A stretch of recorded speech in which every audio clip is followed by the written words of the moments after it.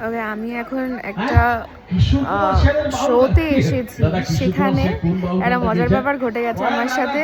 সেটা হচ্ছে চায়ের মধ্যে মাখন দেওয়া চা আমাকে দিয়েছে, কিন্তু আমার বক্তব্যটা হচ্ছে একটু অন্যরকম। আমি আগে দেখিয়ে নিই একটু তোমাদের। এরকম দুধ চায়ের মধ্যে মাখন কে দেয়? সেলফি তুলবে? আচ্ছা সেলফি তুলে বাকিটা বলছি। আচ্ছা এই চাটাই দিদির দোকানের চা। আচ্ছা পিছনে একটা গান চলছে, আমি কপিরাইট খাবো বলে আমাকে ভয়েসটা দিতে হচ্ছে।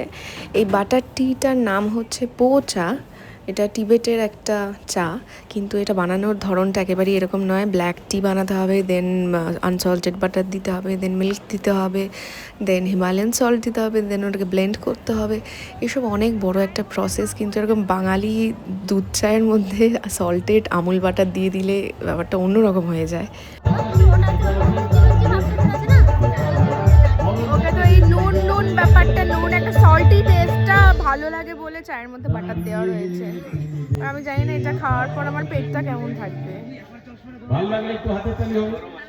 এবার এইখানে গানটা শেষ টেস্টটা ভালো, সত্যি ভালো একটা ইউনিক টেস্ট, বাট এটা আমার পেটের পক্ষে একদমই আমি টানতে পারবো না। বিভিন্ন জায়গায় যাই, বিভিন্ন রকম এক্সপিরিয়েন্স হয়, ভালো লাগে।